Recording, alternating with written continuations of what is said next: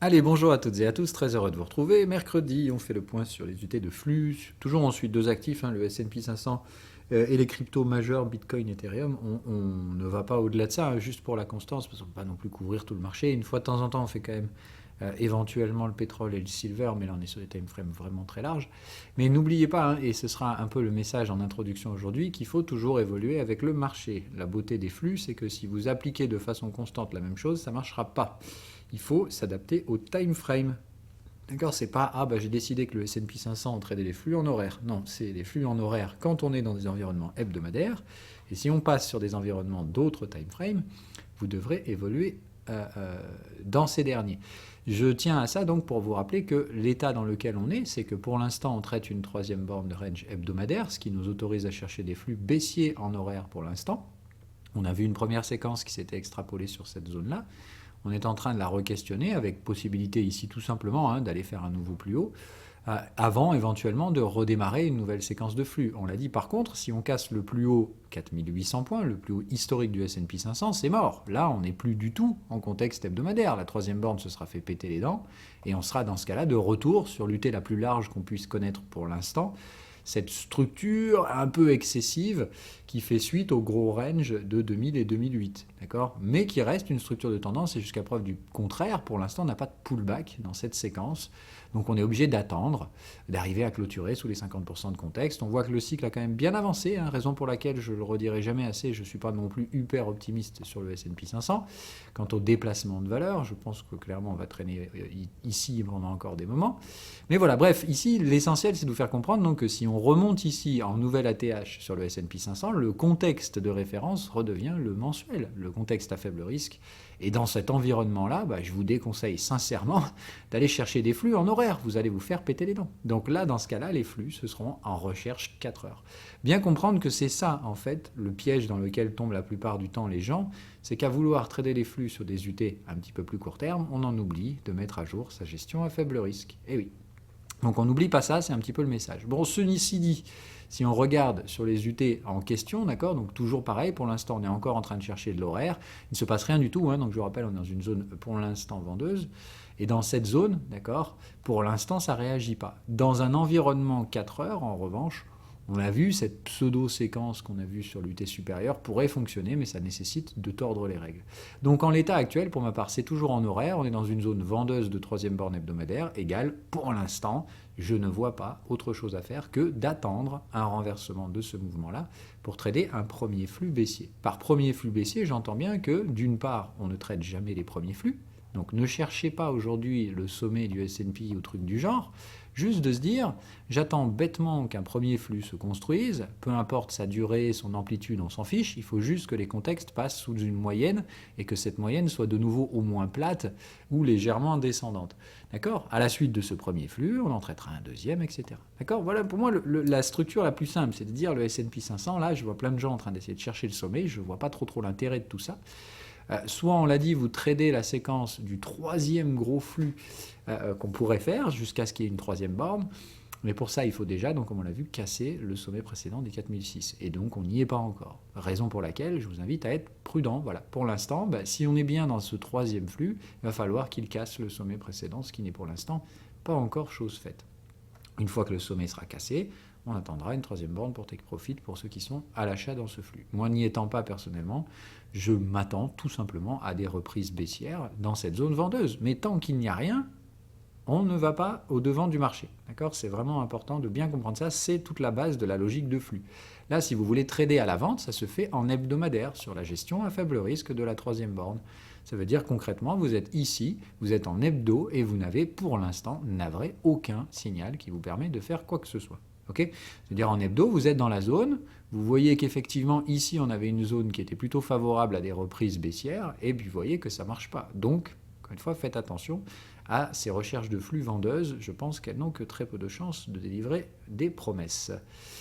Voilà, pour la partie crypto, très vite, puisque donc après on va partir sur ce qui vous intéressait le plus cette semaine, essayer d'extrapoler sur ce qu'on a introduit la semaine dernière, c'est-à-dire la volatilité au sein des flux. Bon, ici quand même, on fait attention, donc comme on a dit, on est en structure 4 heures.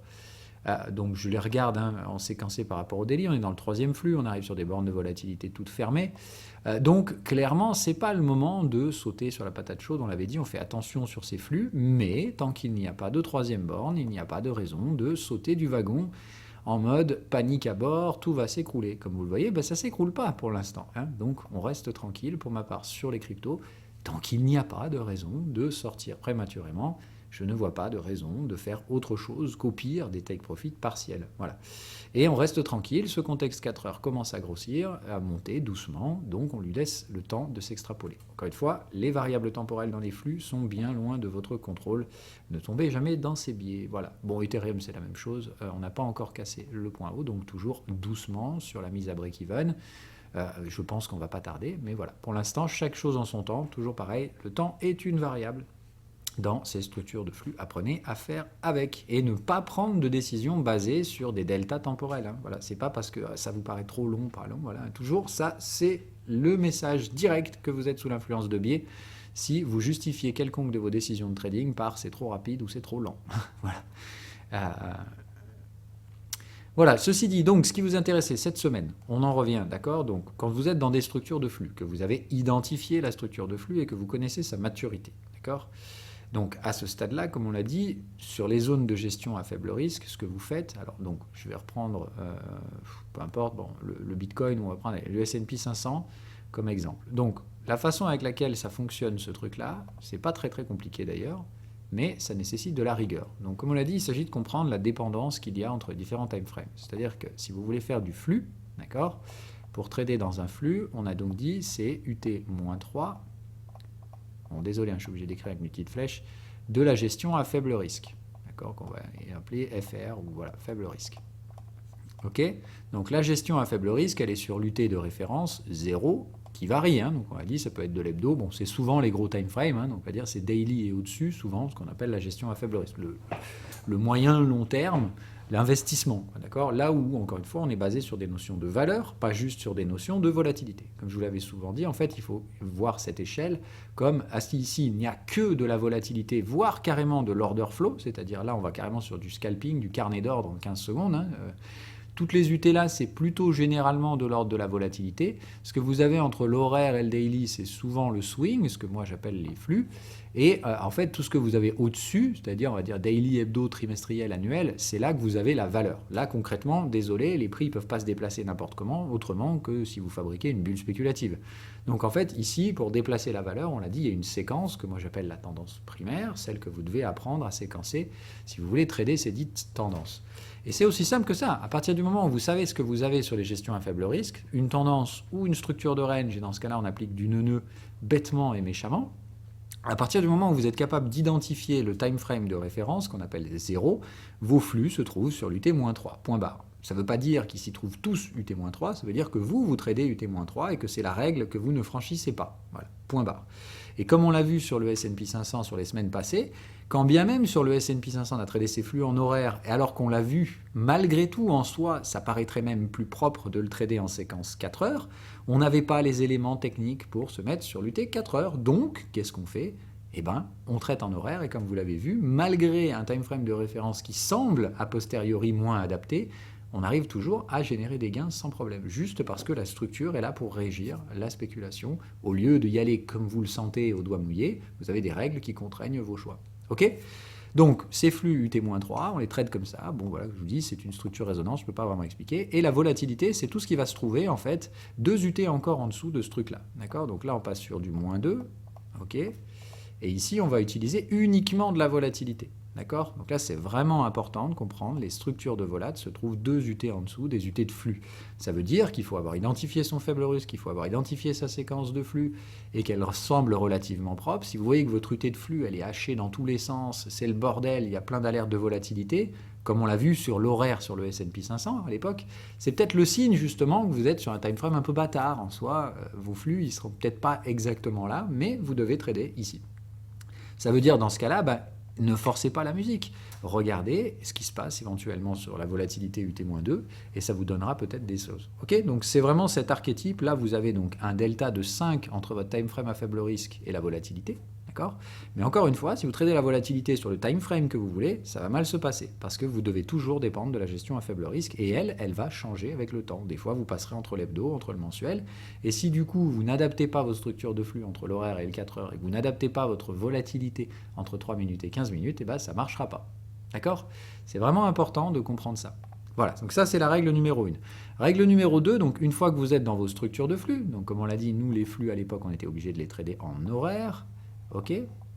Donc on reprend toute notre zone de gestion à faible risque, comme on l'a dit on fait attention, on ne trade pas dans la zone de gestion à faible risque, on attend que le flux démarre. Donc on avait dit ici notre premier flux haussier, son correctif troisième borne achat de la moyenne, la zone de moyenne ici, ok? Et à partir de là, ok, je peux commencer mon travail. J'ai donc un premier flux, j'ai une troisième borne, et ça paye la moyenne derrière. Donc à partir de là, je commence à identifier une séquence de flux.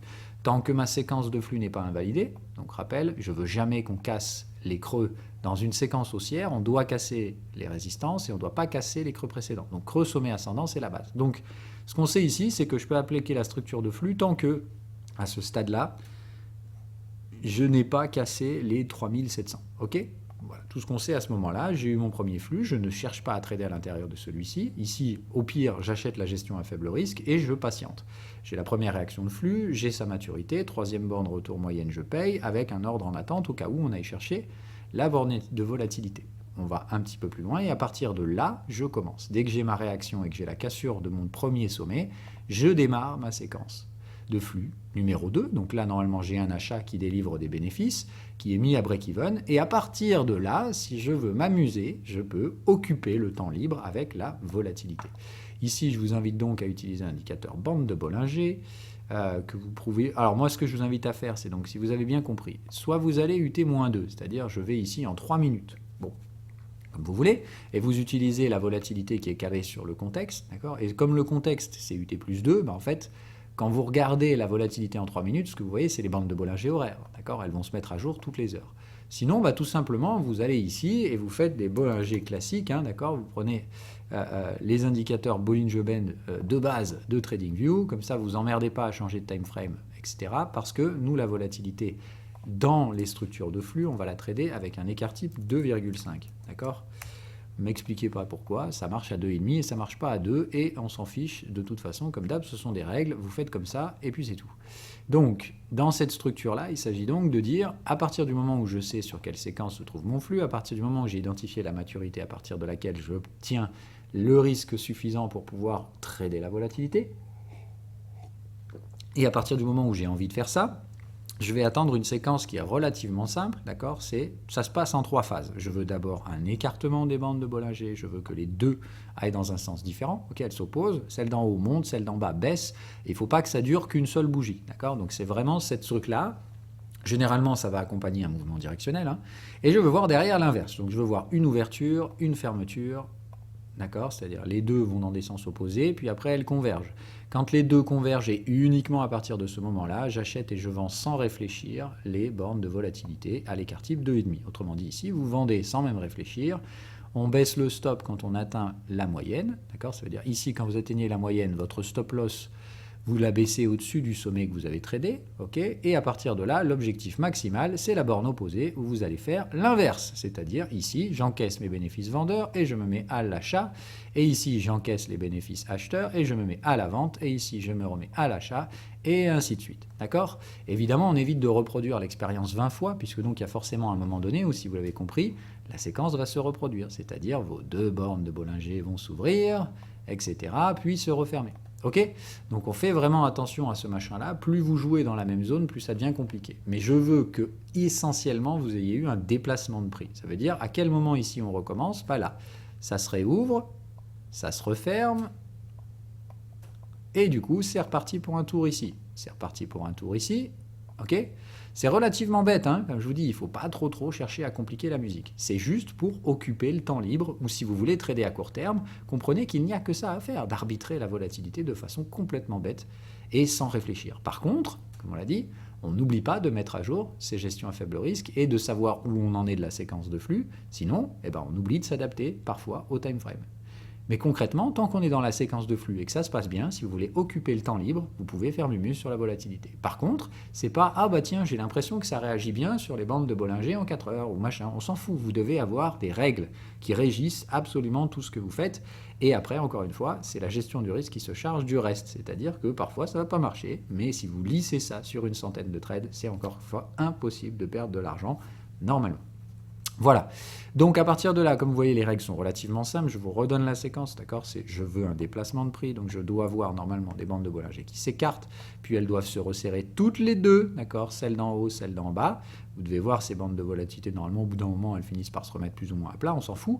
L'essentiel, c'est de dire, ça s'est ouvert, ça s'est refermé, d'accord? De façon claire, hein, comme je vous l'ai dit, si ça s'ouvre et que ça se referme sur deux petites bougies, non, je veux voir vraiment ce moment où vous avez vraiment une convergence des deux boîtes. Ça revient des deux côtés, et là, vous n'hésitez pas. Dès qu'on vient chercher le bout, vous y allez. Il n'y a pas besoin de signaux à proprement parler, mais comme d'habitude, la nature des signaux vous donnera une gestion du risque. C'est-à-dire que si vous voulez moduler vos tailles de position quand vous tradez la volatilité, c'est là où les signaux seront clairement très utiles. Je répète, ça veut donc dire que quand vous êtes ici, vous récoltez les informations à votre disposition.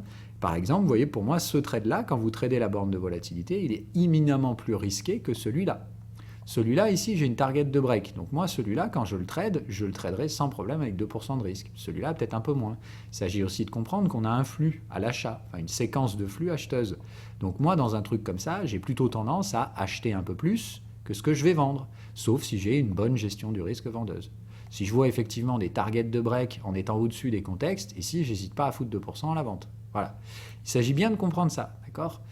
Pour ma part, les trades peuvent être tradés de façon différentielle. On est sur différents time frames, on est sur différents types de stratégies. Moi, je n'ai pas de souci des fois à avoir 2% de portefeuille sur une gestion à faible risque en mensuel, tout en ayant 2% de trades spéculatifs en CFD ou etc. en faisant du swing, et tout en ayant derrière un trade en futur d'arbitrage de volatilité sur le S&P 500. Ça m'arrive même à peu près souvent d'avoir ces 3 trades en parallèle. Et pour autant, vous voyez que ça reste 3 stratégies différentes, 3 allocations de capital totalement différentes, 3 types de stratégies différents. Et ça ne me gêne absolument pas par moment d'avoir 3 trades, et parfois les 3 sont dans le même sens. Hein. Voilà, il ne faut pas se tromper là-dessus. Voilà. Mais encore une fois, ici vous avez un trade à très courte échéance de vie, des règles très claires, et puis là aussi il y a un stop loss si vous vous faites dégommer. Il s'agit juste de comprendre que quand vous rentrez ici, alors je vais vous mettre en contexte parce que c'est quand même une fois l'intérêt de ce truc, c'est de se mettre dans l'ambiance de ce qu'on aurait vu à ce moment-là. Donc quand je me mets là, ok, c'est bien ici que je trade à confluence de cette borne de volatilité. Ok, alors c'est pas forcément je trade dessus, hein, c'est de dire dès qu'on est à côté, let's go. Hein, voilà. Donc là j'y vais. Qu'est-ce que j'ai? Bon take profit, c'est pas ouf. J'ai bien une composante cyclique, un sine wave évoqué. Bon, j'ai juste un take profit. Là, pour ma part, clairement, ici, je ne vais pas mettre plus que la moitié. Hein, on est contre le sens du flux. Donc là, ce serait 1% de risque sur ce type de stratégie-là. Okay, sans grande souci, sans grande peine. Ici, aller au-delà de ça, c'est peut-être un petit peu compliqué. Ok, on a atteint la moyenne. Donc là, j'abaisse le stop. Okay, et évidemment, ici, j'ai déjà mon take profit prêt, hein, je vous rappelle. De même qu'un ordre d'achat. D'accord?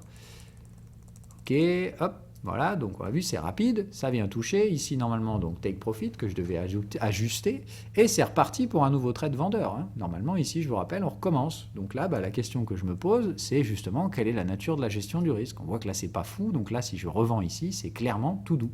Vraiment tout doucement, c'est pas très très intéressant de vendre ici. Hop, c'est take profit. J'ai toujours pas de redéplacement. Alors là, attention, on commence à se dire, bon, ça a duré 1-2 bougies, donc c'est clairement pas encore fini. D'accord? Donc ici, c'est OK, c'est reparti. Pour moi, on est toujours dans la même zone de prix. C'est bon, OK. Allez, c'est reparti pour un tour. Donc ici, la gestion du risque, elle était mieux. Donc là, comme je dis, plutôt 2%. OK, c'est déjà abaissé au niveau du stop. Et le take profit là. OK. À partir de là, qu'est-ce qu'on fait ici? Si on veut acheter, c'est reparti. Il y a encore 0 gestion du risque. Vous faites comme vous voulez. Ça fait déjà 1, 2, 3, 4, 5, 6 trades, 5 trades. Voilà. Bon, moi, je vous dis, à partir d'un moment, là, il y a 0 gestion du risque. Si vous voulez y aller, why not? Mais il faut comprendre qu'il y a bien un moment donné où ça va déplacer. Okay, donc, il y a un moment donné où plus vous continuez à jouer sur la même zone, plus vous allez manger un stop. Mais ce n'est pas grave. Là, en soi, le stop que vous allez prendre, il ne fera que payer les gains, il ne fera qu'entamer les gains que vous avez fait avant. N'ayez jamais peur de vous planter, sinon vous ne ferez jamais rien dans le trading. Et pour la taille du stop loss, c'est simple. Vous définissez à peu près la taille de l'objectif et vous mettez un stop de ratio 1 pour 1. D'accord? On risque jamais plus que ce qu'on peut gagner. Donc, quand vous êtes ici et que vous voyez que l'objectif maximal, c'est ça, votre stop loss, il est là. Dès qu'on touche la moyenne, hop, vous me la baissez au-dessus du sommet. J'ai pas dit à break-even, j'ai dit au-dessus du sommet ou en dessous du creux quand vous achetez. Voilà, point barre, c'est tout, c'est simple. Les règles, elles tiennent dans ces 4 trucs et c'est pas compliqué. D'accord? Ça marche vraiment facilement. Donc là, si vous avez tradé ce truc-là, vous vous mettez avec un stop là-dessous et vous vous faites dégommer ici, vous avez perdu rien du tout. Ok? Très simple. Et à partir de là, évidemment, donc ça y est, ça se redéplace. Vous avez écartement durable des 2 boîtes. Et là, vous voyez, il y a celle-là qui se referme, celle-là, pas top encore. Donc on attend, je veux vraiment les 2 qui se referment. Ok, là, c'était pas mal. D'accord? Donc ici, si vous voulez recommencer à la vente, pareil, on gère sa gestion du risque. On a quoi? On a une target de break. Bon, attendez quand même peut-être que Sinewave vous dise OK de temps en temps.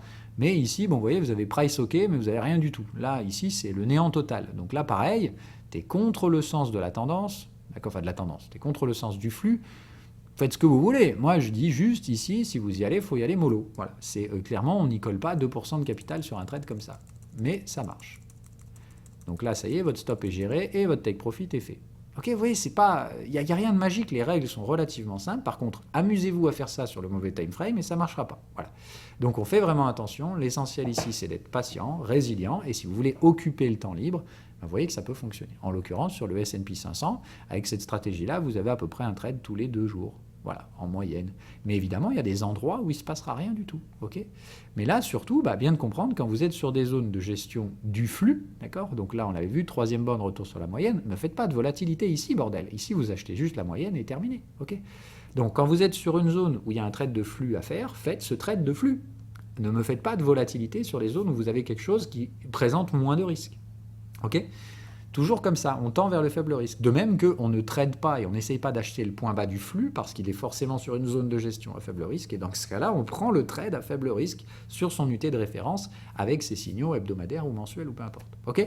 C'est hyper important de faire ça. L'erreur number one, ce sont les gens qui tradent la volatilité tout le temps, c'est-à-dire je trade la volatilité quand j'ai un trade swing à faire. Et j'arrive pas à faire du swing, donc je m'amuse dans la soupe et je me fais dégommer par les traders swing.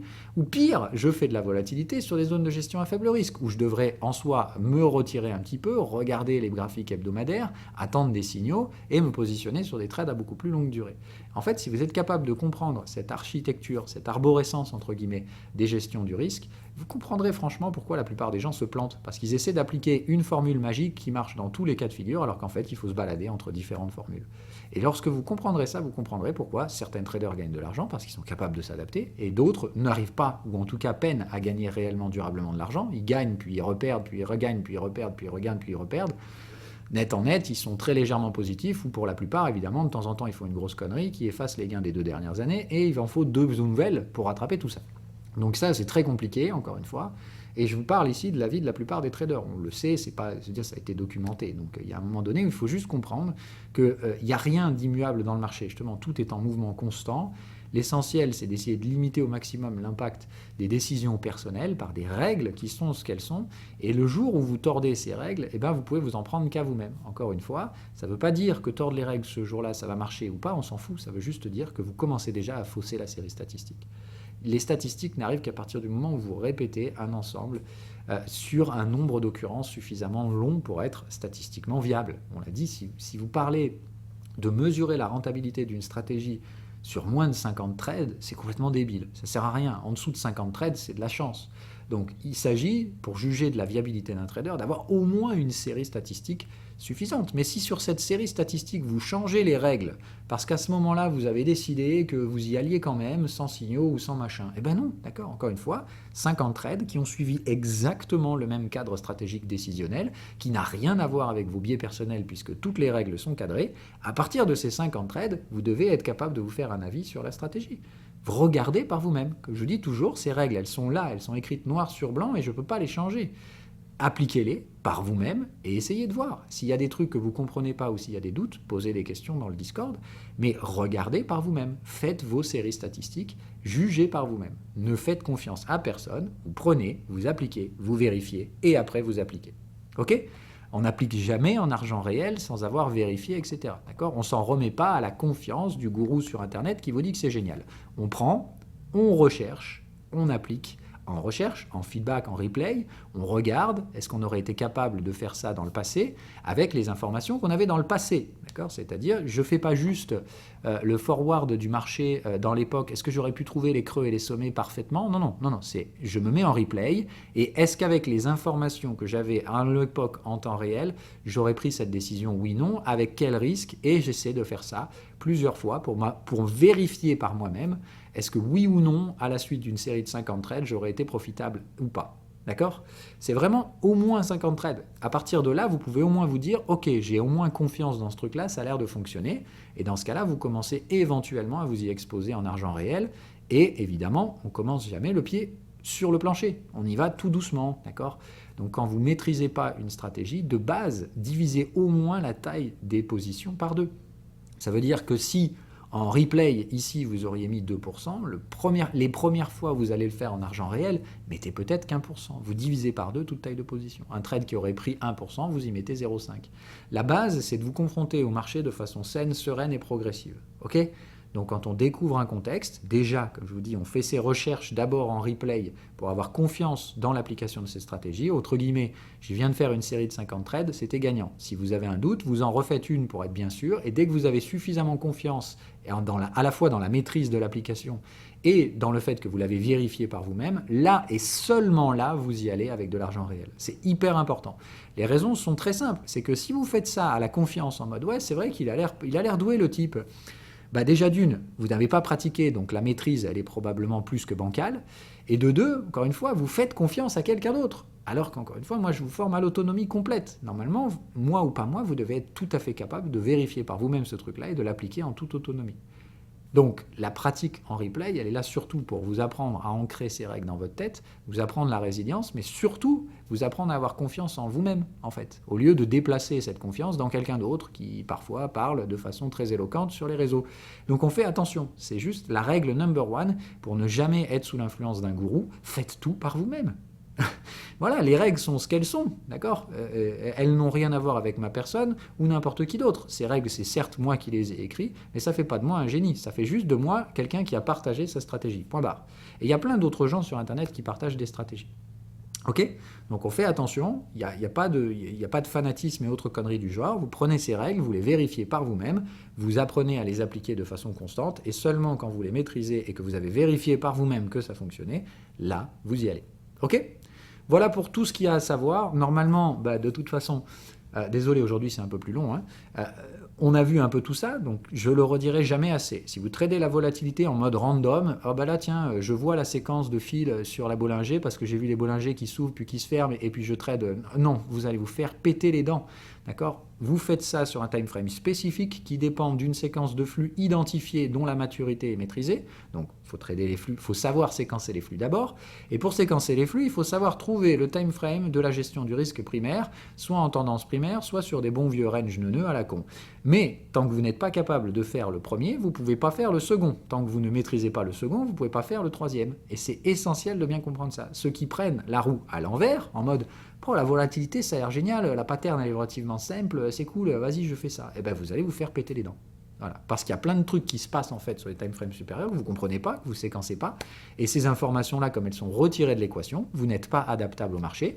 Ça va marcher par moment, puis au final, quand il faut changer de time frame, vous ne savez pas pourquoi, vous n'avez pas de règles, vous y allez un peu au doigt mouillé. Autrement dit, bon, je viens de me manger 10 stops en horaire, je vais peut-être passer en 4 heures. Puis en fait, quand vous passez en 4 heures, il va falloir revenir en horaire. Et en fait, comme je dis, vous tradez au doigt mouillé. En fait, au lieu d'avoir des règles, vous y allez un peu au feeling. Et c'est ça qui fait que la plupart des gens perdent de l'argent. C'est pas qu'ils sont mauvais, c'est qu'ils manquent de structure, tout simplement. Voilà, en attendant, je vous donne ce truc-là. Comme je le redis, c'est pas la formule magique pour découvrir les marchés et gagner de l'argent sans rien faire. Ça nécessite beaucoup de travail, de la pratique, etc. Mais, encore une fois, tout est écrit ici. Je ne change pas les règles à mon bon vouloir le lendemain parce que d'un coup, j'ai décidé qu'il fallait changer. Non, ces règles, elles sont telles qu'elles sont. Ça fait déjà des années qu'elles sont comme ça. Donc, on y va tranquille, les gars, ok ? Si vous voulez trader cette volatilité, ça se fait comme ça. Okay. Mais par contre, n'entravez pas les règles, s'il vous plaît, sinon, encore une fois, moi, je ne mets pas le tampon. Si vous ne respectez pas ces règles correctement, c'est votre problème si vous tradez la volatilité là où vous avez envie. Voilà. Je vous laisse sur ces belles paroles. Je vous souhaite une agréable fin de semaine. On se retrouve comme d'hab lundi prochain pour justement la mise à jour de ces UT de ces UT de faible risque. Et en attendant, voilà. trader serein, et n'oubliez pas que c'est pas en regardant des graphiques en temps réel que vous apprendrez une stratégie de trading. C'est plutôt en regardant du replay et en vous mettant dans les contextes historiques, en essayant de voir parmi les informations que vous aviez à l'époque, quelles étaient les décisions que vous auriez pu prendre, est-ce qu'elles auraient été profitables, et voilà comment ça fonctionne. Ok, et on ne juge pas d'une stratégie après avoir fait le replay pendant 3 ou 4 trades, d'accord? Au moins 50 trades pour vraiment avoir une confiance légitime, à la fois dans votre application du trading, et surtout dans le fait que là, vous pouvez commencer à parler d'effets de rendement statistique. Ok, allez, salut à tous, ciao ciao.